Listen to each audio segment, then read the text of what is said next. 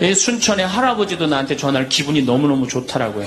근데 하느님은 참 짓궂게도 그 전화 끊자마자 이번에는 저 부산에서 전화가 왔어요.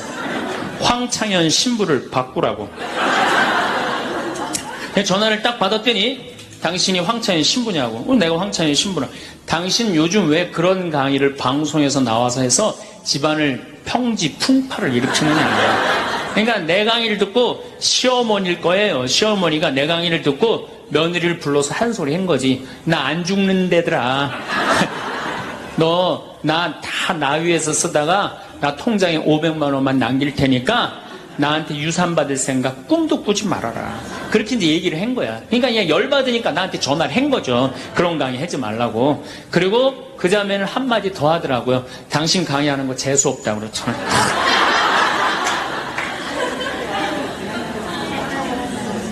내가 그 전화를 받고 기분이 좋았겠어요? 나빴겠어요?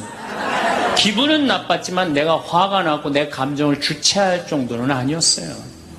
왜? 상황이 틀리니까. 얼마든지 내가 공격받을 수 있는 얘기를 한 거니까. 그런 다른 의견이 있을 수 있는 거예요. 그걸 일일이 다 대응하려고 그러면은요, 나중에 내가 어떻게 될 것 같아요? 미쳐요. 미쳐요. 여러분들 요즘 나는 가끔 텔레비전 보면서 총리들도 대통령도 막 신발 막 던지고 막 결함 막 던지고 그러잖아요. 대통령한테도. 우리가 남이 나한테 평가하는 게 전부는 아닙니다. 자기 소신, 자기 확신, 자기 멋이 있으면은요, 누가 뭐라 그래도 별로 거기에 흔들리지 않아요. 근데 그냥 남들 말에 막 귀 기울이고 그냥 거기에 신경 쓰는 사람은 조금만 뭐가 있어도 화를 내고 자기를 주체하지 못하는 거예요. 루카복음 9장 51절을 보면 예수님이 사마리아를 통해 예루살렘으로 올라가려고 할 때 사마리아 사람들이 예루살렘에 간다는 이유로 예수님을 거부해요. 들어가지 못하게 동네를. 그 동네로 지나가면 지름길로 갈 수 있는데 그러니까 야고보하고 요한이 열받아갖고 뭐라 그러냐면 하늘에서 불을 내려다가 살러버릴까요? 얼마나 열받았으면은 하늘에서 불을 내려다가 살러버릴까요? 그래요. 근데 예수님은 이 둘을 꾸짖고 돌아가세요. 아, 예수님도 돌아가는데 우리가 화가 난다고 그냥 열 지르는 사람마다 전부 다 정면 돌파할 필요는 뭐가 있어요? 그렇지 않겠어요? 우리도 예수님처럼 돌아갈 상황이 되면 돌아갈 줄 알아야 됩니다. 세상 사람들이 다 나를 몰라준다 해도 화낼 일도 아니에요. 공자님은 뭐라고 그러셨느냐? 진정한 성인은 자기를 몰라줘도 분노하지 않고 유유자적할 줄 아는 사람이 진정한 성인이라고 그랬어요. 내가 누군데 나를 몰라봐. 왕년에 내가 이 거리를 주름 잡던 사람인데 이 성당 지을 때 내가 어떻게 했는데 나에게 이럴 수가 있어. 내가 시집와서 똥구녕이 찢어지게 가난한 이 집 이렇게 일으켜놨는데 나를 무시할 수 있어? 이렇게 자꾸 자기 도취에 사로잡히면은요, 나중에 다른 사람하고 부닥치게 되고 잘난 척하게 되는 그런 꼴이 된다. 그런 꼴이에요. 여러분들 반대로 모두를 사랑할 수 있어요? 내가 모든 사람들한테 사랑받을 수도 없지만은 반대로 사랑할 수 있느냐? 다 사랑할 수 있어요? 쉽지 않죠? 내가 본당 신부 해보니까 다 사랑하는 사람이 있긴 있더라고요. 누가 다 사랑하느냐면 머리에 꽃 꽂은 여자가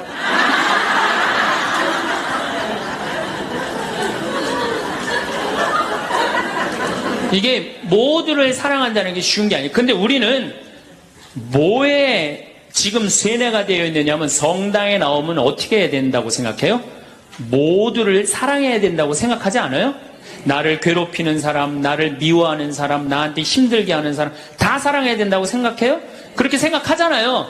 그리고 은연중에 그런 교육을 받았어요. 은연중에. 근데 성서에 모두를 사랑하라는 구절은 없어요. 서로 사랑하라고 그랬지 모두를 사랑하라고 하는 구절은 없어요.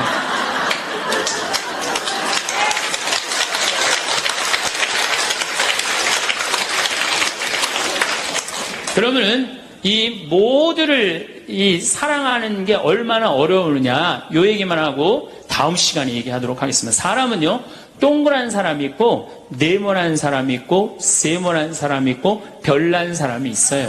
그렇죠? 근데 꼭 사람 중에 삐죽한 사람이 있어. 삐죽한 사람. 말 한마디라도 꼭 아프게 하는 사람이 있어요. 그래갖고 내가 그냥 마음 먹고 파마를 싹 했단 말이야. 마음 먹고.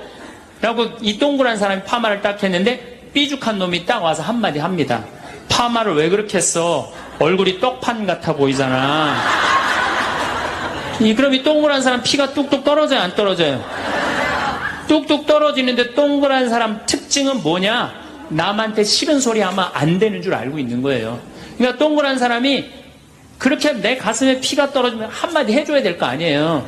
내가 떡판이든 뭐든 네가 무슨 상관이냐 이렇게 얘기를 해야 되는데 동그란 사람은 파마를 왜 그렇게 했어? 얼굴이 떡판 같잖아. 그러면 동그란 사람이 뭐라고 그러냐면 그러게 해다 보니 그렇게 됐네.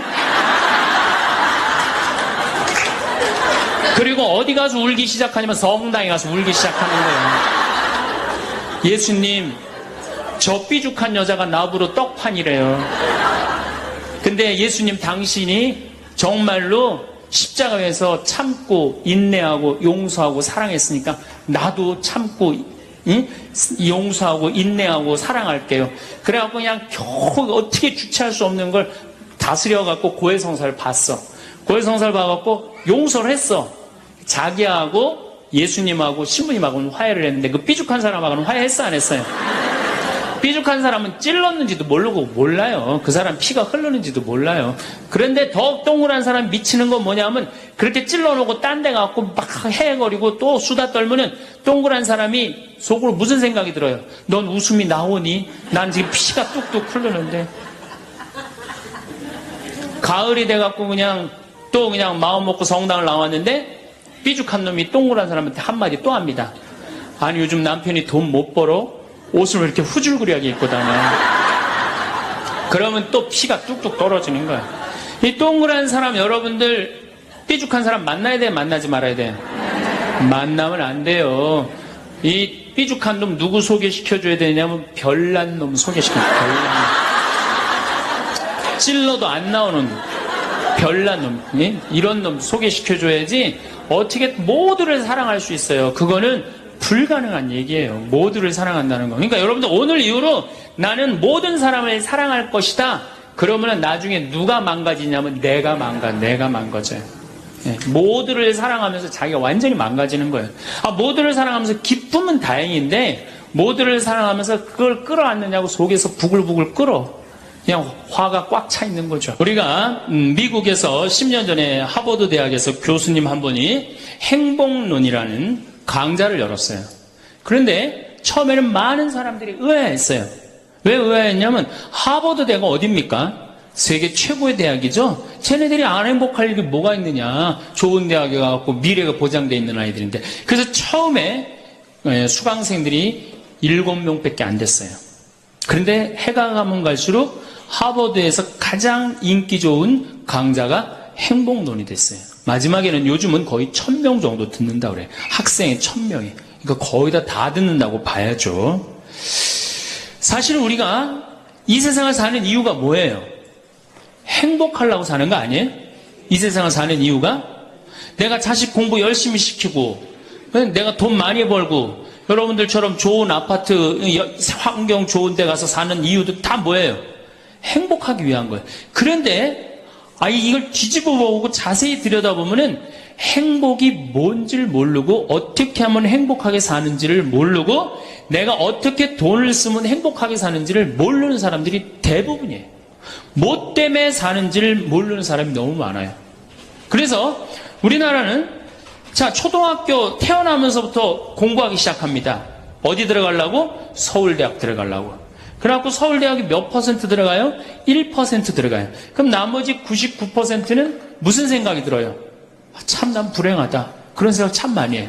그리고 그 부모는 내가 서울대학에 들어보내려고 있는 돈 없는 돈 다 쏟아붓는데 내 자식이 서울대학 못 가고 저 지방 무슨 3대학에 들어갔어. 그럼 부모는 어떻게 생각해? 부모도 나도 불행하다고 생각하는 거예요. 애도 불행하고 본인도 불행하고. 그럼 서울대학 들어가는 애는 행복하냐? 밥 먹고 공부만 해갖고 20살 때까지 공부만 해갖고 서울대학에 들어가는 애는 행복하냐? 저는 아니라고 생각해요. 그래갖고 직장에 겨우 들어간 지는 20대 백수 천지입니다.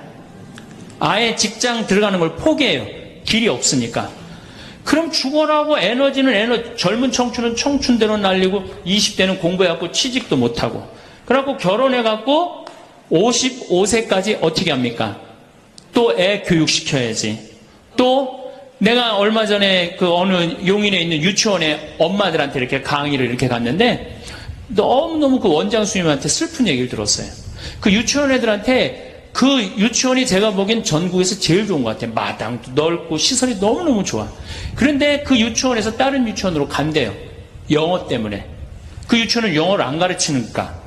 그러니까 그때부터 애들을 괴롭히기 시작하고 본인도 괴로운 거예요. 여기를 보내야 되냐, 저걸 보내야 되느냐. 얼마 전에 반포 본당에서 여기 와서 피정을 했는데, 아주 유명한 중국집 하는 사장님이 여기 왔어요. 신부님, 정말로 그 부모들이 와갖고 애들 스케줄 관리를 해준다는 거예요. 탕수육 하나 시켜놓고. 그러니까 자기가 없는 거야. 오로지 누구한테만 매달려 있는 거야? 자식한테만 매달려 있는 거야. 그러니까 55세까지 했는데 서울대학은커녕 무슨 제3대학에 들었어. 본인도 불행해. 그리고 이제 이러고 딱 죽으면 좋은데 이게 죽지도 않네. 100살이 될 때까지. 그리고 우린 다 불행한 거예요. 그래서 우리나라가 178개 국가 중에 행복지수가 102등이야. 거의 꼴등이에요. 꼴등. 이렇게 잘 먹고 잘 살면서도 안 행복하다고 그러는 게 슬프지 않아요? 그래서 지금부터 제가 영국 BBC에서 진짜 행복하지 않다는 사람들을 모아갖고 이 10가지, 물론 제가 한 3, 4가지는 바꿨지만은 10가지를 실시를 하고 나니까 딱 3개월 지나고 난 다음에 다 행복하다고. 이렇게 세상이 행복한지 난 모르겠다고 그랬대요. 그래서 내가 지금부터 오늘 이 시간에는 10가지를 얘기를 할 테니까 여러분들 제가 하는 얘기를 잘 듣고 그대로 하면은 분명히 행복합니다. 왜냐하면 내가 행복하니까. 첫 번째, 운동해라. 행복의 첫 번째 조건은 건강입니다. 몸이 아프면요, 아무것도 할 수 없어요. 몸이 아픈 건 뭐든지 귀찮습니다. 몸이 아프면 자신감도 없습니다. 몸이 아프면은 돈도 빠져나갑니다. 그러니까 내가 행복하려고 그러면 제일 먼저 뭐 하면 돼요? 운동하면 돼요. 그래서 30분 정도 일주일에 3번 정도 몸 안에 산소를 충분히 공급해줘야 돼. 몸 안에 산소를. 그러면은 모든 기관이 다 좋아져요. 산소 공급해주는 제일 좋은 방법은 뭐예요? 걷는 거, 산에 가는 거. 그리고 그것도 여의치 않으면 여러분들 스트레칭 하는 거. 그리고 내가 조금 돈이 있다. 수영장 가는 거. 수영장 가는 거 참 좋아요. 벤자민 플랭클린이라는 사람이 미국의 독립선언문을 기초한 분이에요. 이분이 뭐라고 그랬냐면 여러분들 잘 아는 유명한 얘기입니다. 재산을 잃으면 조금 잃은 거고 명예를 잃으면 반을 잃은 거고 건강을 잃으면 다 잃었다 그랬어요. 건강을 잃으면 다 잃은 거예요. 저도 원래 관절염이 있었어요. 그래갖고 내 동창들이 나보고 40살 네가 넘어서 살면은 이별여행 가준다고 그랬어요. 세계 이별여행. 그때까지 못 살 것 같았거든. 그리고 내가 보자 신부 때도 교우들이 나한테 그랬어요. 신부님 곧 쓰러져서 죽을 것 같아요. 그랬어요. 정말로 그렇게 건강이 안 좋았어요. 근데 제가 수영을 하면서부터 건강해지기 시작해서 수영하면서. 지금 수영장 25m 풀 40밖에 한 번도 안 쉬고 돕니다. 한 번도 안 쉬고. 그거 어려운 거 아니에요. 조금만 여러분들 투자하면. 그걸 이제 그런 이 건강에 자신이 생기니까 요즘은 뭐를 해요? 스킨스쿠버 다이빙을 합니다. 이게 지구상에 여러분들이 보는 건 30%예요. 70%는 어디 가 있어요? 바다에 가 있어요. 바다 안에 들어가 보면 정말로 아름답고 신비해요. 그러니까 건강하니까 옛날엔 꿈도 못 꿨죠. 제가 바다에 들어간다는 건 꿈도 못 꿔. 나 하나 걸어 다니기도 힘들었는데. 근데 지금은 너무너무 좋고 행복해요. 건강의 행복의 첫 번째 조건은 뭐예요? 건강이야. 여러분 오늘 당장에 집에 가갖고 신부님 지금 애 키우고 너무 돈이 좀 빠듯합니다. 쉬운 방법이 하나 있어요. 집에 가서 학원 끊어요. 애들 학원. 학원만 끊으면 여러분들 뭐가 생겨? 돈이 생겨요. 그 돈 가져와서 여러분들 건강 먼저 챙기세요. 그게 자식을 위하는 길이에요. 그래서 행복하려면 뭐 해라? 운동해라. 두 번째, 감사해라. 이거 참 우리가 못하는 것 중에 하나예요. 하루에 5가지씩 감사라는 거예요. 하루에 5가지씩. 저는요, 이 얼굴은 제가 씹다 뱉은 수제비 같이 생겼어도 이 목소리 하나는 정말로 100만 불짜리라고 그래요. 목소리 좋죠? 제가 이렇게 강론을 잘 못해도 할머니들이 제 손을 꼭 잡고 항상 뭐라 그러냐면 신부님 너무 강론이 귀에 쏙쏙 들어온다고. 그 강론을 잘하는 게 아니에요. 제 목소리 톤이 이렇게 대중한테 귀에 쏙쏙 들어가는 톤이에요. 얼굴은 씹다 뱉은 수제비 같이 생겼어도 목소리 좋은 건 신부한테는 최고 선물 아니에요? 아니 내가 얼굴 못생긴 거 이거 원망한들 이거 다시 바뀝니까? 안 바뀌어요. 제가 키가 1m 원래는 67이었어요. 근데 30대 후반이 되니까 66으로 줄어들더라고. 요즘은 재보니까 65로 떨어지고 있어요. 자꾸 이게 쭈그러들어 키가. 그래 내가 키가 1m 70이 안 넘는다고 원망한들 다시 늘어납니까? 여러분들 중에 내가 가지지 못한 거 아무리 안타까워해도 절대 가질 수 없어요. 내가 머리가 깡통이야. 근데 아무리 두들겨 팬다고 걔가 똑똑한 놈 됩니까? 한 번 깡통은 영원한 깡통 되는 거예요. 그런데 애는 깡통인 현실은 무시하고 내 희망이 서울대학이라고 애를 괴롭히면 여러분 행복할 것 같아요? 행복하지 않아요. 내가 가지고 있는 것을 감사하는 거. 이게 굉장히 중요합니다. 제가 군대 가기 전에 우리나라를 한 바퀴 여행을 해야 되겠다. 그리고 청량리에서 기차를 타고 강릉 앞바다에 딱 도착을 했는데 새벽에 태양이 뜨는데요. 구름 한 점 없는 바다에서 태양이 뜨는데요. 불덩어리가 떠오르는 거예요. 전 지금도 그걸 보여주게 하신 하느님 아버지한테 정말 감사해요. 여러분들 그런 태양 보신 적 있으세요? 3대가 공을 쌓아야지 봅니다. 바닷가에 사는 사람들도 잘 못 봐요. 왜냐하면은 뜰 때 항상 구름이 이렇게 깔려 있지 그냥 맨 바다가 있기는 그것이 절대 쉬운 게 아니에요. 근데 그때 막 군대 가기 바로 직전에 하느님께서 그 태양을 보여주실 때 제 마음이 어떻겠어요? 이거는 얼마나 감사해요. 그러니까 매일매일 감사해야 돼요. 저는 맨날 수원에 있는 어머니 아버지한테 감사하잖아요. 이렇게 인사. 이렇게 목소리 좋게 놔주셔서 감사하다고. 또 작년에 제가 아프리카를 갔었어요. 아프리카를 갔는데 세렝게티 초원을 갔어요. 세렝게티 초원이 얼마나 넓으냐 하면 서울서부터 대전까지 한 평야에 딱 한눈에 펼쳐져요. 믿어지지가 않죠. 가서 보세요. 신부님 무슨 돈으로? 학원만 안 보내면 다 생깁니다. 학원만 안 보내면 다 생겨요. 그런데 서울서부터 대전까지 딱 펼쳐졌는데 마침 누때 이동 시기에 우리가 같이 이렇게 다니는 거하고 맞물렸어요. 200만 마리가 이동을 하는데 여러분들 200만 마리 상상이 가요? 그 푸른 초원에 누때 200만 마리가 이동을 하는데 내가 이 하느님이 창조의 세상에 내가 들어와 있구나. 그걸 느끼는 거예요. 그 감사하는 거예요. 그리고 우리 인생 돌아보면요. 억울한 거 분한 것만 생각하면 여러분들 도움 돼요? 우리가 습관을 잘못 길렀어요.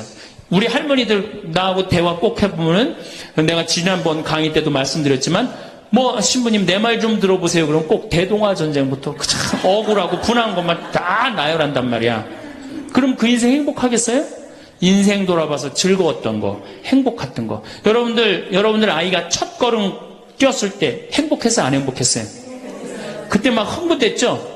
그렇게 행복했던 순간은 다 까먹고 억울하고 분한 것만 그대로 차곡차곡 쌓아놓으면 그 사람이 행복할 것 같아요?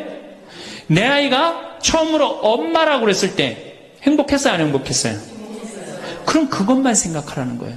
지난 과거를 돌아볼 때 즐거웠던 거, 행복했던 추억만 마음에 자꾸 쌓일 때 내 마음이 이뻐지는 거. 우리 성가에도 내 마음은 주님께서 가꾸시는 작은 정원이라는 노래도 있잖아요. 근데 그놈의 정원이 그냥 가시반 그냥 미움, 분노, 증오만 꽉 차 있다면 그 밭이 행복한 정원이 되겠어요? 정원이 안 됩니다. 여러분들 아파트 입주했을 때 동백지구에 행복했어요? 안 행복했어요? 행복했죠. 그 앞뒤로 산이 다 있고 얼마나 좋아요. 그렇죠? 그런 것만 하란 말이에요. 자식이 깡통인 거 막 거기에만 매달려 있고 그러지 말고. 그래서 5가지 감사를 드리라는 거예요. 우리는 감사드릴 이유가 얼마나 많아요. 여러분들 나무는 한번 저 자리에 딱 심어지면은 100년이고 1000년이고 움직일 수 있어요? 없어요? 근데 우리는 움직여갖고 지금 경기도 이 강원도까지 와갖고 여러분들 맑은 공기, 이 꽃 가득한데 여러분들 산책하는 거 보니까 꽃 속에서 꽃이 산책하는 것 같아. 너무 보기 좋더라고. 얼마나 좋아요. 물고기는 물 속에서만 살 수 있어요. 그렇죠? 근데 우리는 하늘도 날고 땅도 걷고 바다도 들어가고 인간으로 태어난 게 얼마나 풍요로워요. 인간은 굉장히 풍요로운 존재예요. 생명력에 있어서. 그 풍요로움을 내가 마음껏 누리고 느끼고 살아가는 사람이 있는가 하면은 뒷방에 처박혀갖고 원망하고 분노하고 저주하는 사람, 그리고 살아가는 사람이 있어요. 여러분 어느 걸 선택하시겠어요? 먼저 거를 선택하시는 게 굉장히 중요해요. 그래서 항상 감사해라. 세 번째, 대화해라. 이게 100년 살 사람들의 숙제 중에 숙제입니다. 대화가. 왜냐하면 이게 30년 공자님 시대엔 평균 연령이 38세였어요. 대화할 시간이 어디 있어요. 애 놓고 애 키우고 그러다 죽기 바쁜데. 근데 지금 애가 다 직장에 다니고 손자 손녀까지 낳는데도 내가 죽어야 안 죽어요? 그러면 그 많은 시간 뭐하고 살 거예요? 그 많은 시간 대화하고 살아야 돼. 나하고 영적으로 맞는 사람하고 이야기하는 거 굉장히 중요합니다. 영적으로 맞는 사람이랑 대화하는 거. 나는 우리 신부들하고 대화하는 거 참 좋아하는데, 나는 우리 그 동기 신부들도 뭐 친한 편이지만은 우리 선배들하고도 많이 친해요. 내가 아주 좋아하는 신부 베드로 신부가 작년에 나하고 북유럽을 여행을 가기로 했는데, 이 신부가 몸이 아파갖고 다시 복귀를 해. 그러니까 이제 다시 본당 신부로 발령을 받아서 이렇게 일반 여행을 가기 싫고 성지순례를 가고 싶었나 봐요. 나하고 약속을 깨고 저는 혼자 북유럽을 가고, 이 신부는 메주고리를 갔다 왔어요. 메주고리를 갔다 왔는데, 내가 이제 교구청 강의 나가거나 교구에 강의 나갈 일이 있으면 그 집에서 잠을 잘 자요. 이제 그 성지순례 갔다 오고 난 다음에 그 집에서 잠을 자는데, 그 신부가 미안했는지 성지순례 갔다 온 이야기를 해주는 거예요. 메주고리는 40년 동안 성모님이 4명한테 매일 발현한대요. 한 명한테는 부활 때, 성탄 때, 또 한 명한테는 8월 매달 15일에 이렇게 발현을 한대요. 그곳에 이제 갔는데, 거기서 신부님을 한 분 만나셨대요. 어떤 신부님을 만났느냐 하면은 이탈리아 신부님인데, 시실리 본당 신부님을 만났대요. 근데 이 신부님은 나이가 굉장히 80이 다 된 할아버지래요. 근데 이 할아버지가 신앙의 여정이 특별했던 거야. 이 할아버지 신부님은 태어나면서부터 엄마가 뭐라고 그랬냐면, 너 신부 되라 그랬대요. 그러니까 머릿속에 딱 신부 외에는 아무것도 박혀 있는 게 없는 거예요. 그리고 엄마가 얼마나 무서웠느냐 하면은, 줄미사를 빠지면은 빨개 벗겨갖고 내쫓았대요. 신부 될 놈이 줄미사를 빠진다고. 그리고 일주일을 굶겼대요. 그러니까 한 번도 다른 걸 생각해 본 적이 없는 거, 무서워갖고 엄마가. 그리고 자기는 신부가 팔자인 줄 아는 거예요. 그래갖고 신부가 됐으니 뭐가 행복해? 자기가 원하는 것도 아닌데 이끌려서 그냥 신부가 됐는데, 그래갖고 정말로 신앙심 없이 이 신부님이 10년을 그냥 살았대요. 그 신부님도 아마 엄마 죽으면 이제 관두려고 이제 이게 언제 죽나 기다리는데, 이제 사제로 생활을 한 지 10년이 됐는데, 자매들하고 어느 날 같이 있는데 자매 중에 하나가 마귀가 걸린 거예요. 그래갖고 막 마귀짓을 하는 거예요. 막 마귀짓을 해요. 그래갖고 주위의 자매님들이, 그때 1950년대니까 구마기도 함부로 못했거든요. 신부만 할 수 있었어요. 신부님 빨리 하셔라. 난 못한다. 왜 못하시냐? 사실은 내가 신앙심이 없어갖고 이렇게 안수기도를, 마귀를 쫓는다고 안수기도를 하면은 그 마귀가 금방 내가 신앙이 없는지 알아볼 거다. 그래서 나한테 들어올까봐 나 무서워서 난 못한다.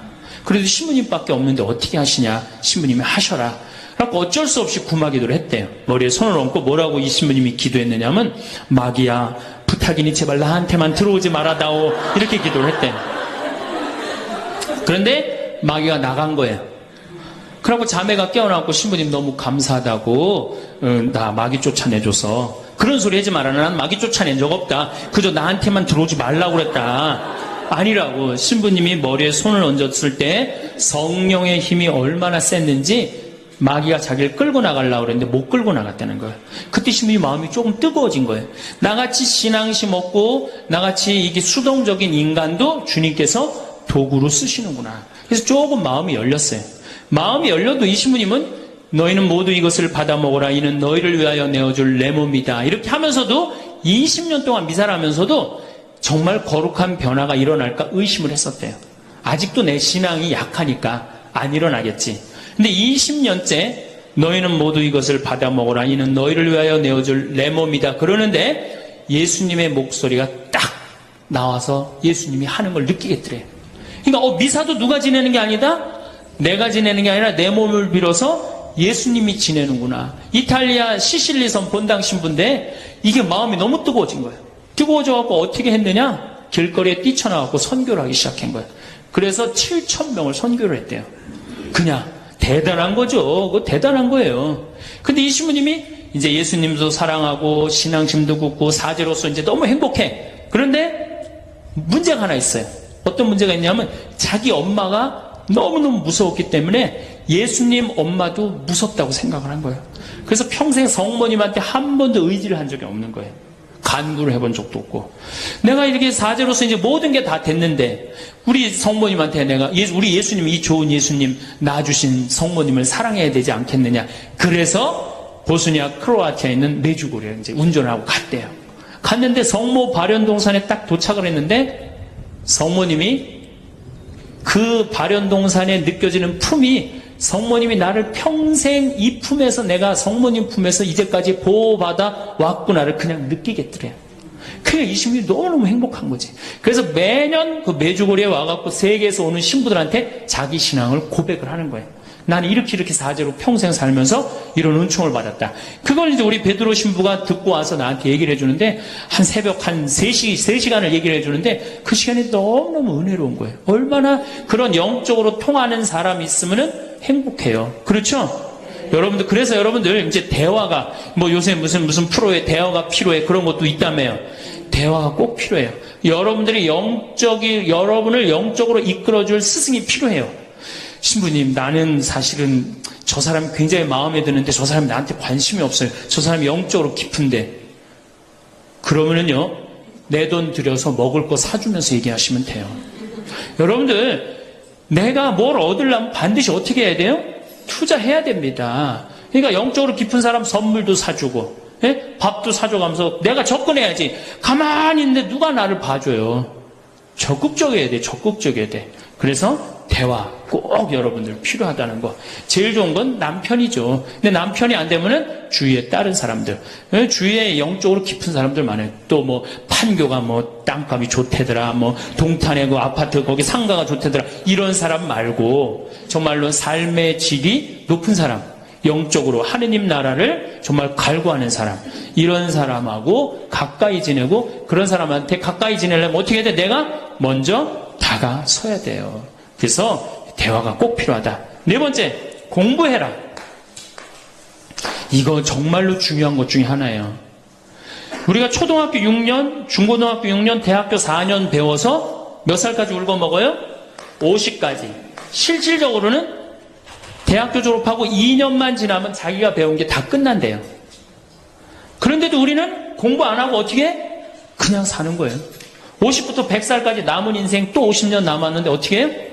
그냥 사는 거예요. 아니, 용감해도 그렇게 용감할 수가 있어요? 공부를 안 하고? 저는 제가 신부가 돼서 환경에 너무너무 관심이 많았어요. 그런데 저는 인문학을 공부했잖아요. 종교 철학, 뭐 신학 이런 걸 배웠는데 환경을 딱 접근하니까 너무 어려워. 무슨 BOD가 어떻고, 뭐 COD가 어떻고, PPM이 어떻고, PPT가 어떻고, PPB가 너무너무 어렵더라고요. 그래서 내가 공부를 해야 되겠다. 그래서 아주대학교 산업공학과 환경공학과에 공부를 했어요. 대학원을. 2년을 공부하고 나니까 석사 학위가 나오더라고요. 석사 학위가 나오니까 환경부에서 연락이 왔어요. 신부님, 지금 전국적으로 60명 환경 강사를 모집하는데 천주교에 보니까 공학 석사 하겠다 하신 분이 계시니까 좀 나와주라고. 그럼 해라고. 그래갖고 이제 한강관리청인가 하여튼 어디에 제가 이름이 등록이 됐어요. 전국으로 다 뿌려줬어요. 그런데 천주교 교우들이 교육을 담당하면 다 날 부르는 거. 환경교육을 담당하면. 전라도 고구미라면서 저를 불러요. 일반 주부대학에서. 고구미 어디냐? 그랬더니 일단 비행기를 타라고 그러더라고요. 광주행 비행기를. 광주행 비행기를 탔어요. 여러분 고구미 어딘지 아세요? 여러분들도 모르죠? 광주행 비행기를 탔어요. 비행기를 탔더니 이제 자가용이 날 데리러 나왔어요. 자가용을 타고 나주를 지나고 영암을 지나고 무슨 완도 있는 데까지 갔어요. 이제 다 왔나 그랬더니 전화를 그랬더니 배 띄우라고 막 전화를 하더라고요.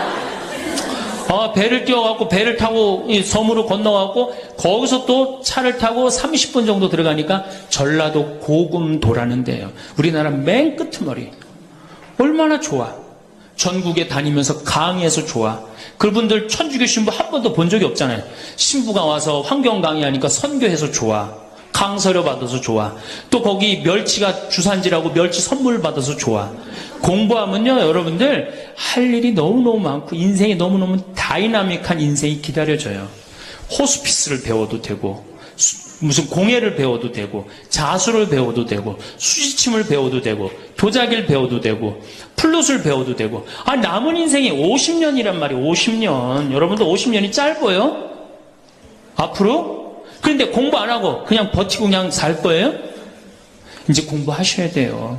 공부를 하셔야만이 여러분들의 인생이 행복해집니다. 5번째, TV 시청을 반으로 줄여라. 이게 이제 문제 중에 문제예요. 제가 전전 시간에도 TV에 대한 얘기를 했지만 현대의 하느님이 누구예요? 저는 십자가에 계신 예수님이 하느님이라고 생각 안 해요. 현대의 하느님은 TV님입니다. 가정방문 다녀보면은 거실 정가운데 누가 모셔져 계셔요? 텔레비전님이 모셔져 계셔요. 텔레비전님이 모셔져 계신데 쇼파는 누굴 향해서 배열되어 있어요? 텔레비전님을 향해서 배열. 말씀하십시오. 당신 종이 듣고 있나이다. 텔레비전님이 시키는 대로 다 합니다. 마가 좋으니 마를 사 먹어라. 그럼 다음날 다 줄 서서 마 사 먹고, 도라지가 좋으니 도라지를 사 먹어라. 그러면 또 다 도라지 사 먹고.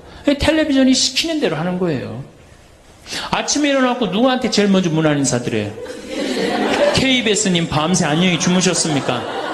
사실 평화방송에 인사하는 경우들은 좀 나아요. 그래도 아침에 아침 미사도 하고 새벽에 성모님 강의도 나오고 묵주기도도 나오고 그러잖아요. 근데 꼭 KBS님 밤새 주무셨습니까? 더 기가 막힌 건 주무실 때. 텔레비전님 주무시기 전엔 절대 안 자요. 텔레비전님이 주무셔야지 어떻게? 나도 오늘 일과가 끝났구나 이러고 잔단 말이야. 이러니 머릿속에 뭐가 들어있겠어? 아무것도 들어있는 거 없는 거죠. 머릿속에 책을 읽어야 될 거 아니야. 책을. 우리나라 사람들처럼 책 안 읽는 사람 없어요. 10명 중에 4명이 1년에 한 권도 안 읽는데요. 이 중에도 한 권도 안 읽는 사람들 많을 거예요. 심각한 겁니다. 예. 저한테 그래요. 신부님 그렇게 매일 강의하면서 여기 농사 지면서 토담집 지면서 언제 그렇게 농사꾼 신부 유럽에 가다라는 책도 쓰셨고 이번에 환경 에세이 어디로 가야 하는 책도 쓰셨느냐고. 텔레비전만 안 보면 그 시간 충분해요. 여러분들 하루에 3-4시간씩 무슨 일 집중해서 한 6개월 하면은 무슨 일 만들어내지 않겠어요? 얼마나 우리가 텔레비전 하늘만큼 땅만큼 끝나고 무슨 재미로 사나 했더니 미우나 고우나라네. 미우나 고우나 오늘 끝나면 이제 또 무슨 재미로 또 살아요? 또 다른 거예요. 엄마가 뿔났다 이거 봐요. 보고 살아요? 여러분들 텔레비전은요 좀 미안한 얘기지만 구조가 똑같아요. 부잣집 아들 가난한 집 딸, 아니면 부잣집 딸 가난한 집 아들, 이룰 수 없는 사랑에 못된 시어머니. 예? 그렇죠? 그게 매년 똑같이 반복되고 똑같은 내용이에요. 그거를 10년 동안 그 앞에서 시간을 보낸다고 생각해 보세요. 아깝지 않아요? 그 시간에 해야 될 일이 얼마나 많은데, 대화도 해야 되고 운동도 해야 되고 감사도 해야 되고 공부도 해야 되는데 이걸 전부 다 어디다 갖다 쏟아부어? 텔레비전에 갖다 쏟아부어요. 그리고 여러분 텔레비전을 보면 볼수록 어떤 의식이 늘 것 같아요? 패배의식이 늘어납니다. 텔레비전을 보면 볼수록 마음의 갈등이 일어나요. 제가 유럽의 가정에 초대를 받아서 이렇게 가보면요 거실에 텔레비전이 있는 집 하나도 없어요. 쇼파는 다 어떻게 서로 마주보게 배열되게 돼 있어요. 근데 우리나라는 완전히 텔레비전에 완전히 미쳐 있어요. 그러니까 이 두 개만 치면 여러분은 행복합니다. 자식하고 텔레비전만 치시면은 여러분들은 행복할 수 있어요. 6번째, 신앙생활을 해라. 자, 우리가 현대를 살아가면서 정말로 우리가 인간이 정말 최고로 잘난 것 같고 요즘 과학기술을 보면 정말 못하는 게 없는 것 같잖아요. 근데 왜 석유값이 뛰고 왜 굶어 죽는 나라가 37개국이 생기고 그래요? 이건 하느님을 잃어버렸기 때문이에요. 하느님의 진리에 따라 인간이 살지 않으면 인간은 원하지 않는 방향으로 갑니다. 하느님께서 원하지 않는 방향뿐만 아니고 인간 본성이 원하지 않는 방향으로 가요. 우리가 저는 여기서 살면서 이 산을 보면서 강을 보면서 항상 하느님한테 감사해요.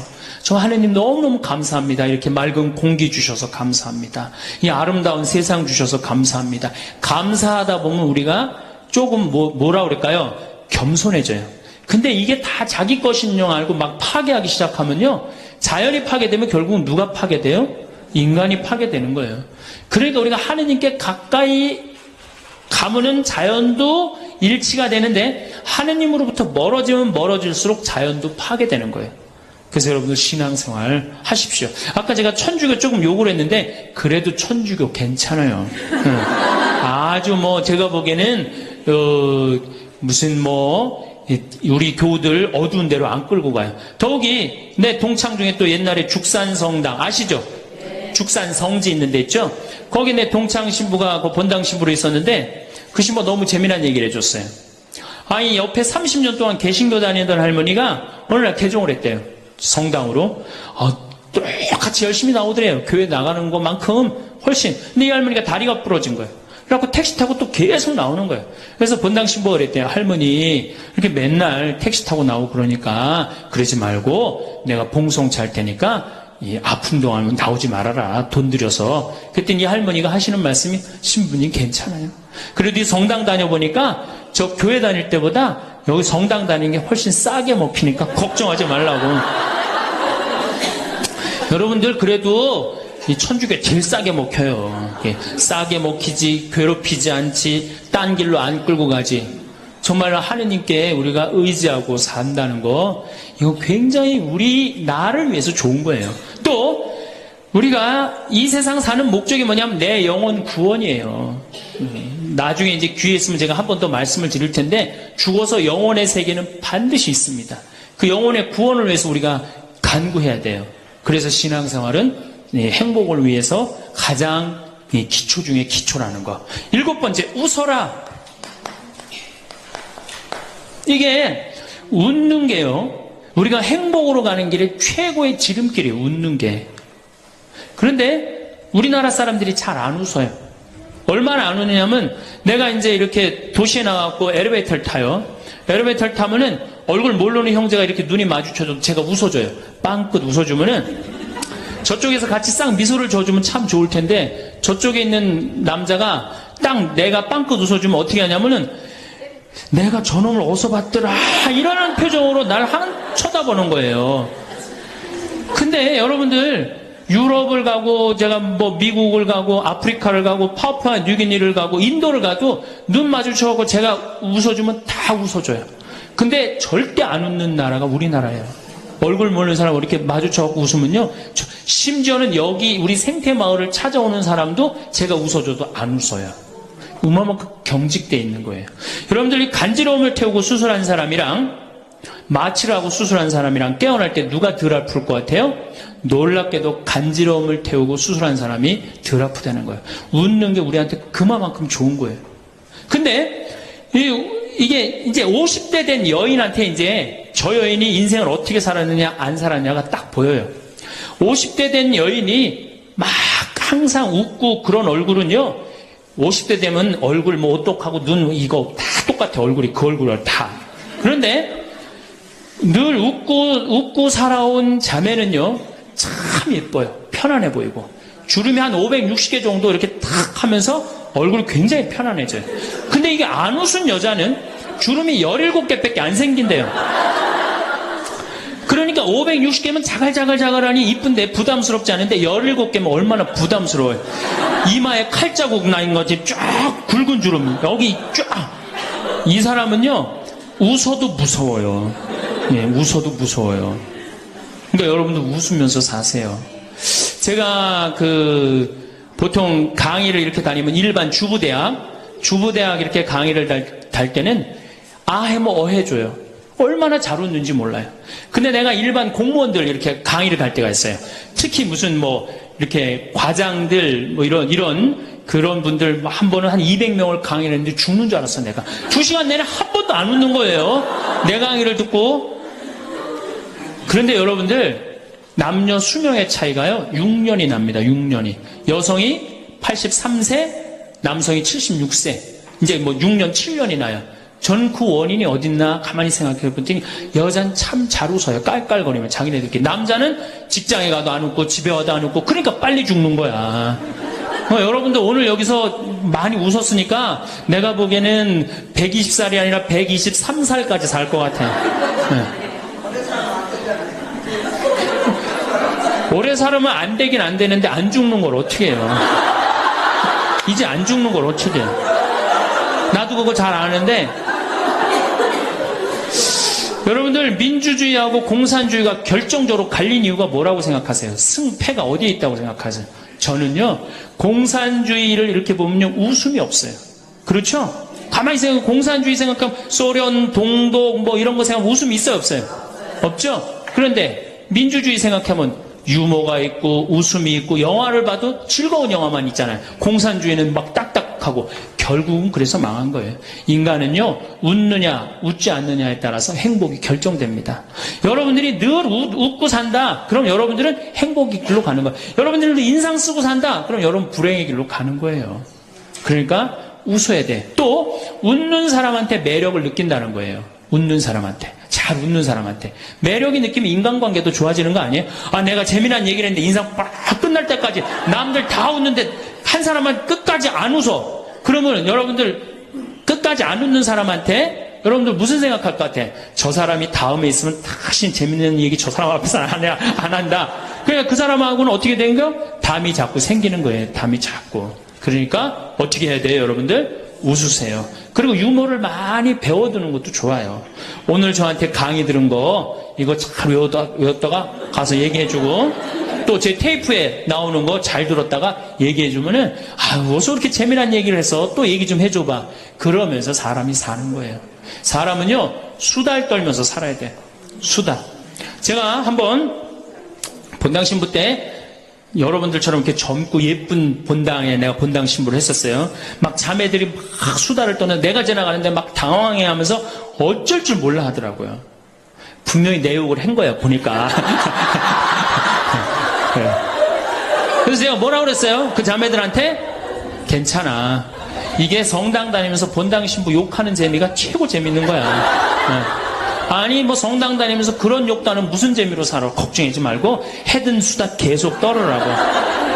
우리 신부들 주변이 욕하면서 사는 거예요. 그러니까 사람이 수다를 떨면서 살아야지 행복하지. 참고 산다고 다 좋은 건 아닙니다. 절대. 그러니까 참고 살지 마세요. 제발 이거 우리 성당에 뭐 원수를 사랑해라, 왼뺨을 대면 다른 뺨을 돌려대라, 이거 아주 미치는 교리 중에 하나예요. 여러분들 다 사랑할 수 있어요? 여러분들 주위에 있는 사람 다 사랑할 수 있어요? 다 사랑하는 사람 딱 두 종류예요. 미치든가 예수님처럼 빨리 죽든가. 둘 중에 하나예요. 우리는 다 사랑할 수 없어요. 그러니까 다 사랑하려고 그러다가 미치지 말고 내가 좋은 사람, 내 마음에 드는 사람이 더 많은 시간을 뺏기고, 아니 뾰족한 놈이 있단 말이야. 별난 놈이 있고. 네? 그렇죠? 근데 내가 이 사람한테 가면 자꾸 찔려. 그런데 성당에 갔는데 서로 사랑하시오. 그래갖고 다음에 또 갔는데 여기 또 찔려. 그래갖고 또, 너무 미운데 성당에 가니까 또 내 탓이오. 3번 하고 난 다음에 사랑해. 가서 또 찔려.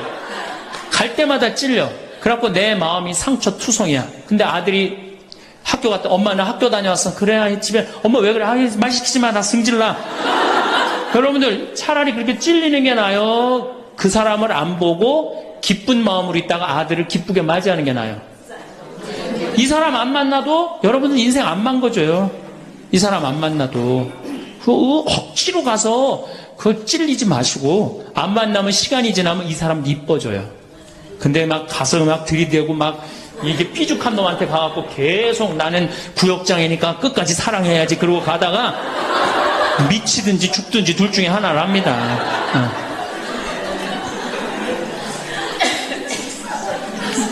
8번째, 전화해라.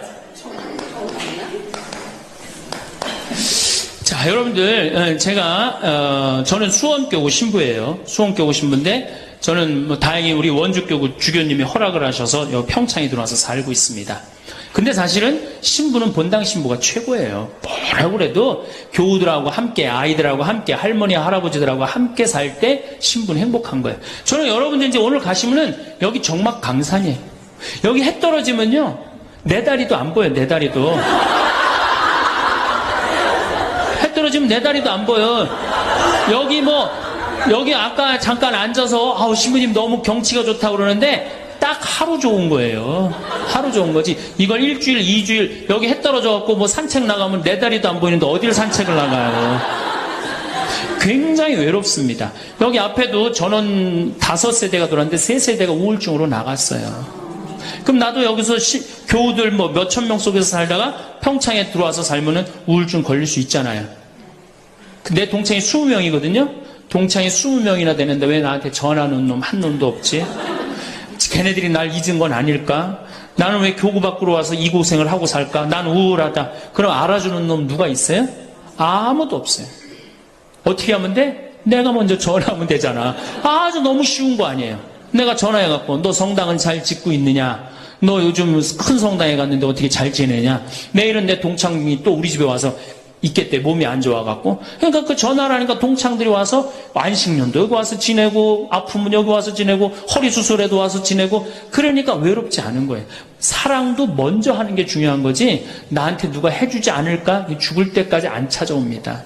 남녀의 사랑 문제가 아니라 인간이 살아가면서 그런 거예요. 그러니까 내가 먼저 전화하라는 거예요. 굉장히 중요한 거예요. 내 동창 중에 지금 보구마국장, 우리 수원교구 보구마국장 내 동창인데, 얘가 로마로 유학을 갔어요. 있기 전에도 뭐 친하게 지냈지만 유학을 갔는데 이놈이 한 달에 3번 어김없이 전화하는 거예요. 생태마을 농사는 잘 되냐? 잘 돼. 그럼 또 다음에 전화해갖고 생태마을에 피정은 많이 들어오냐? 많이 들어와. 또 다음에 전화하고 너 몸은 안 아프냐? 안 아파. 다음 달에 또 전화해. 생태마을 피정은 많이 들어오냐? 생태마을에 농사는 잘 되냐? 6년 동안 변함없이 전화하는 거예요. 내가 전화 한 번 우리 성당 여기 사무실로 전화해갖고 우리 사무장한테 우리 저기 황신부님 뭐하고 지내느냐고 그 정도로. 그러니 싫어할래야 싫어할 수가 있어요? 얼마나 나를 그렇게 전화해주면 고마워. 그 흠이 있다면 꼭 수신자 부담으로 하는 것 빼고는 너무너무 좋아요. 여러분들도 전화번호를 적어놓고 그렇게 하십시오. 9번째, 시간이 없으니까. 자, 자기 자신을 사랑해라. 자기 자신을 사랑하지 않는 사람은 어느 누구도 사랑할 수 없어요. 자기 자신을 사랑하지 않는 사람은. 근데 이게 50대 된 아줌마들을 보면 다 쌈순이야, 쌈순이. 자식 보면 자식 보고 싸워요.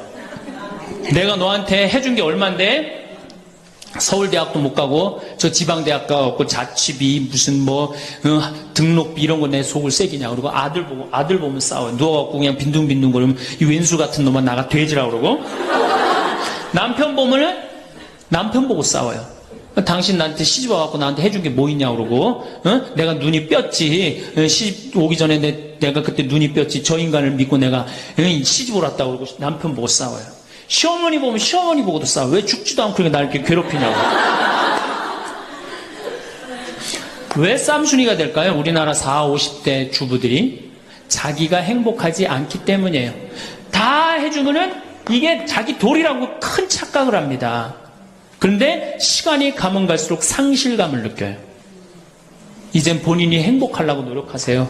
여기 암 걸린 분들, 마지막에 이제 더 이상 살 수 없는 분들이 나한테 와갖고 면담을 해요. 특별히 자매님들이 나한테 면담을 할 때 울며 불며 통곡하는 얘기가 뭔지 아세요? 왜 다른 사람들한테는 그렇게 최선을 다했는데 왜 나한테 한 번도 맛있는 거 안 먹이고 나한테 좋은 거 한 번도 구경 안 시켜주고 왜 한 번도 나한테 못 해줬느냐고. 그런데 이제 죽으니 너무너무 나 자신이 불쌍하고 나 자신이 너무너무 억울하다는 거예요. 여러분들이 이제 자신을 위해서 쓰세요. 투시민님 돈이 어디 있어요? 학원만 안 보내면 돼요. 또 대학 다니는 자식 있으면 어떻게 당장 오늘 집에 가고 휴학시켜요. 니네가 벌으라고. 우리나라처럼 이렇게 자식한테 끝까지 대주는 나라는 아무 나라도 없어요. 미국은 졸업하고 30년 동안 대학 학비를 갚습니다. 다 자기가 갚아요. 우리나라처럼 결혼할 때까지 다 대주는 나라는 아무도 없어. 그런데도 부모 자식지간이 가장 안 찾아가는 나라가 우리나라가 1등이에요. 사랑이 제대로 안 된 거죠. 제대로 된 사랑을 안 하는 거죠. 나도 본당 신부로 이렇게 있으면서 냉면을 먹고 싶어. 그럼 총회장이 사줄래나 부회장이 사줄래나 성모회장이 사줄래나 안 기다립니다. 냉면 먹고 싶으면 어떻게? 내가 가서 사 먹어요. 내가 냉면 먹고 싶은지 누가 알아? 내가 가서 사 먹으면 되지. 그러니까 아무도 못 얻어먹어서. 그럼 이제 가을 지나고 나는데 가을 때, 강론 때 내가 교우들이 여기 3,500명이라며요. 교우가 3,500명 냉면 하나도 못 사 얻어먹었다. 그럼 교우들이 무슨 생각할 것 같아? 우리 신부님 챙겨주는 사람 하나도 없고 빨리 장가 보내드려야 되겠다. 이런 생각한단 말이에요. 그래서 나는 내가 사 먹어요. 내가 사 먹는 동시에 혼자 사 먹으면 청승 맞잖아요. 회장님들 데려가서 내가 사줘요. 내 돈으로. 신부님 무슨 돈이 있어서? 나 강사료 많으니까 다 사줘요. 근데 우리 천주교 교우들은요, 먹고 떨어지는 법이 없어요. 언제 효과가 나타나? 내 영명 죽일 때 다 돌아와요. 그러니까 어떻게? 나도 행복하고 교우들도 행복하고. 얼마나 좋아. 자기 자신을 사랑하십시오. 자기 자신을 귀하게 여겨야만이 그런 나를 보고 다른 사람이 행복한 거예요. 엄마가 맨날 인상 쓰고 있으면 자식이 행복하겠어요? 남편이 행복하겠어요? 시어머니가 행복하겠어요? 늘 밝은 모습으로 이렇게 행복하게. 그러니까 여러분들 자신을 사랑하세요. 10번째, 시간이 없으니까 맨 마지막으로는 이웃에게 친절해라. 이게 이제 문제 중에 문제예요. 우리 천주교 교우들이 무겁게 신앙생활합니다. 십자가의 길도 하고 양심성찰도 하고 때로는 묵상도 하고 심하게는 관상기도까지 막 어디 다니면서 해요. 근데 실질적으로 그렇게 무겁게 신앙생활하는 만큼 이웃한테 넉넉하냐? 넉넉하지 않아요. 1,000원 갖고 얼마나 치사하게 구는 줄 아세요? 여러분들 1,000원 가지고 정말 1,000원 때문에 막 갈등하고 괴로워하고 힘들어하고 얼마나 그런 줄 아세요? 여러분들 전철을 탔어요. 마음 편안하게 딱 앉아있는데 갑자기 누가 바구니를 들더니 맹인이 어두운 밤에 캄캄하 이러면 이때부터 갈등하기 시작하는 거야. 이 1,000원을 줄까 말까 이때부터 괴로워하고 얼굴이 빨개졌다 하여졌다. 누가 주래 옆에서? 누가 그런 적도 없는데 내가 100만 원 갖고 괴로워하면 또 이해를 해요. 이건 1,000원 가지고 딸랑 1,000원 가지고 줄까 말까. 그리고 뒷꼭지를 보고 뭐라 그래? 그래도 1,000원을 줄걸. 하느님이 이런 나를 보고 하늘에서 무슨 생각할 것 같아요? 저걸 천당에 데리고 올까 말까. 뭐하러 십자가의 길을 하고 뭐하러 이렇게 심각하게 참회절을 해요? 이런 거 하나도 제대로 못할 거라면은. 재작년에 여기 물폭탄이 터졌어요. 그래갖고 다 잠겼어요, 평창에. 근데 안성에 있는 요셉 양로원, 농아 양로원 할머니들이 전화가 왔어요. 수녀님을 통해서. 신부님 우리가 돕고 싶다는 거예요. 아니 무슨 무료 양로원 있는 할머니들이 돕느냐. 자기네들이 정부에서 나오는 돈이 있대요.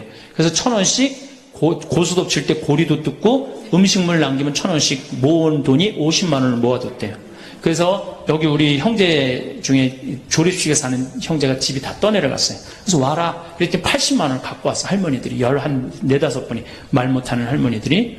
그리고 이불 12채, 전기밥솥 하나.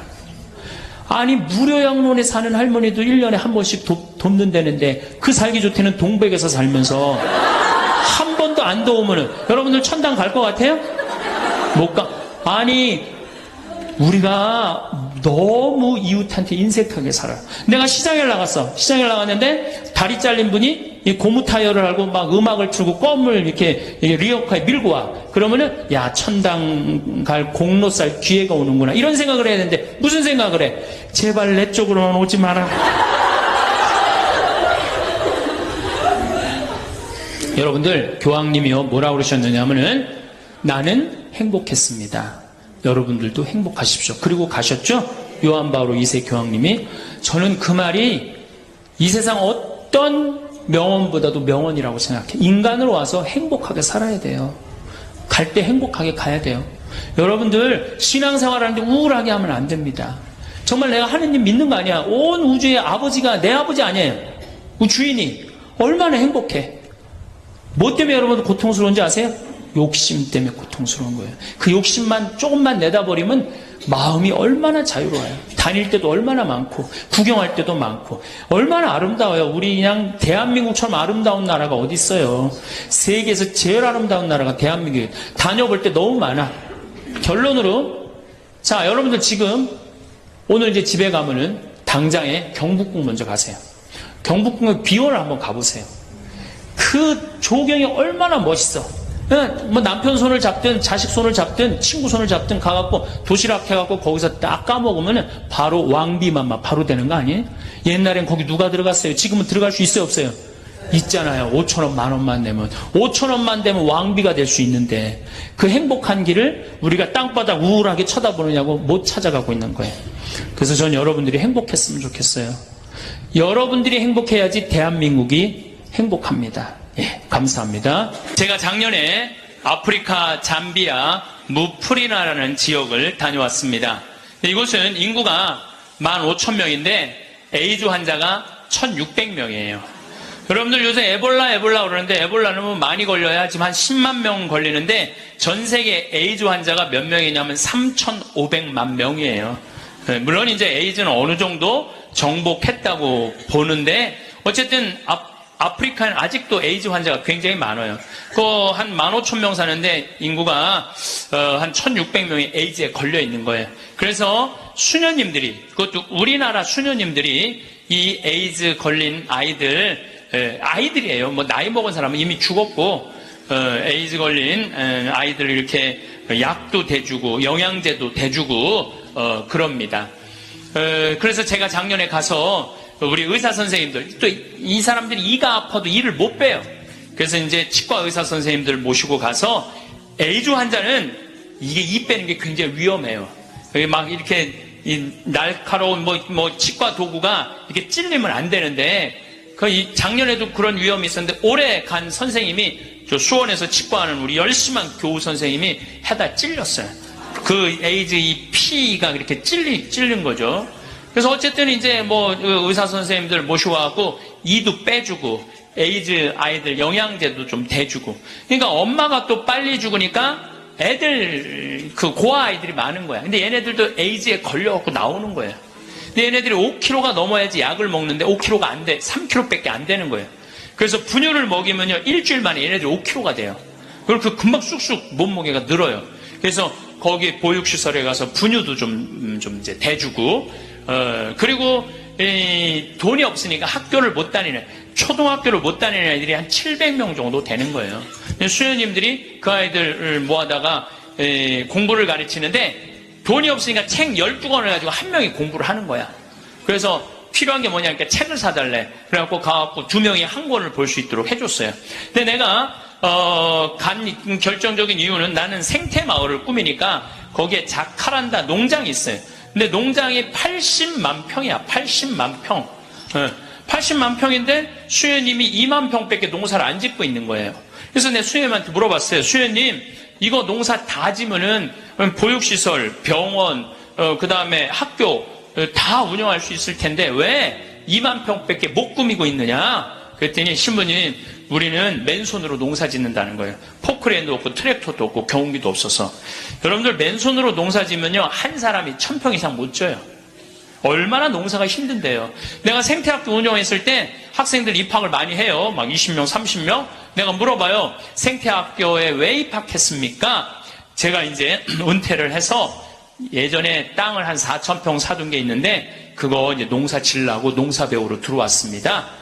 그럼 한번 해봅시다. 그래갖고 이제 3월 한 달 동안 모종 내고 거름 뿌리고 막 해요. 한 달 지나고 나서 내가 다시 상담을 해요. 어떻게 농사 이제 한 4,000평 질만 하십니까? 그러니까 해보니까 이게 쉽지 않으네요. 한 1,000평 정도 할 수 있을 것 같아요. 그래요. 3월, 4월, 5월, 더운 이제 6월 이제 지나고 나서 학생들 여름방학 할 때 제가 물어봐요. 이제 한 몇 평이나 농사 질 수 있을 것 같으냐고 그러니까 이분들이 하는 얘기가 한 10평 질 수 있을 것 같아요. 10평. 맨손으로 농사 짓는 게 진짜 힘들어요. 예. 근데 수녀님이 거기서 맨손으로 농사를 짓고 있는 거야. 그러니 포크레인도 없고 트랙터도 없고 경운기도 없다는 거야. 그래서 수녀님 얼마면 되겠냐니까 2억이면 되겠대. 걱정하지 말아라. 내가 한국에 가서 2억 만들어서 보내주겠다. 내가 또 뻥이 또 엄청나게 세요. 내가 신학교 다닐 때 내 별명이 뭐냐면 황뻥이었어, 황뻥. 일단 뻥을 쳐놓고 한국에 돌아와갖고 내가 강의 때 몇 번 얘기했어요. 평화방송에도 나가고 내가 여러분들 아프리카에 정말로 멋있는 일을 하고 싶은데 1,000만 원씩 20명만 도와주면 좋겠다. 여러분들 재산 5억 중에 10분의 1, 5천만 원은 내 거 아니라고 생각해야 된다. 그거는 어려운 이웃 도와주라고 하느님이 축복 준 거다. 나는 5천만 원까지 필요 없다. 그저 1,000만 원씩 20명만 난 도와주면 좋겠다. 라고 얘기를 했는데 절에 다니는 분들, 교회 다니는 분들, 성당, 종파 초월이야. 성당 다니는 분들, 아무 데도 안 다니는 분들, 이런 분들이 돈을 보내주는데요. 3개월 만에 2억이 들어온 거예요. 난 너무너무 감사해요. 네. 그분들이 정말 큰 마음 먹고 평생 모은 거 내신 분들도 많더라고요. 또 한 분은 마장동에 있는 분은 그냥 500원짜리, 1,000원짜리 다 모아 한 500만 원을 갖고 온 거예요. 그걸 그냥 드럼통에 싸갖고 와서. 하여튼 감동적인 일이 너무 많았어요. 그런데 이제 2억이 딱 이제 3개월 만에 들어왔는데 2억 들어온지 모르고 계속 전화해갖고 돈 보내준다는 거야. 그래서 내가 전화 받아갖고 이제 2억 들어왔으니까 그만 보내셔도 된다고 이렇게 말을 할 수가 있어야지. 돈을 보내준다는데. 계속 받았어요. 계속 받았는데 내가 요새 강의 때문에 책상에 못 앉아있는데 어젠가 그제 여기 평화방송 강의 준비한다고 밤 12시에 들어갔는데 1,000만 원을 또 전주에서 어떤 분이 또 보냈더라고. 그것까지 합쳐서 들어온 돈이 7억 1,000만 원이 들어온 거야. 7억 1,000만 원. 아니 2억이면 되는데 7억이 들어오니까요. 사람의 마음이 간사해지더라고요. 난 그래서 이걸 하면서 그 복지시설 사람들 이해가 되더라니까요. 그 돈 떼어먹는 사람들 이해가 되더라니까. 이래서 떼어먹는구나. 그럼 어쨌든 내가 이제 포크레인 트랙터 경운기 사주기로 했으니까 그거 사주러 나갔어요. 나는 공투 조그만 걸 사주려고 갔는데 수현이 말을 바꾸는 거예요. 공투는 안 된다는 거예요. A10을 사자는 큰 거. 왜냐면은 여기 개미산이 한 2,000개 있어요. 농장 안에. 개미산이 있으니까 농사를 못 짓는 거예요.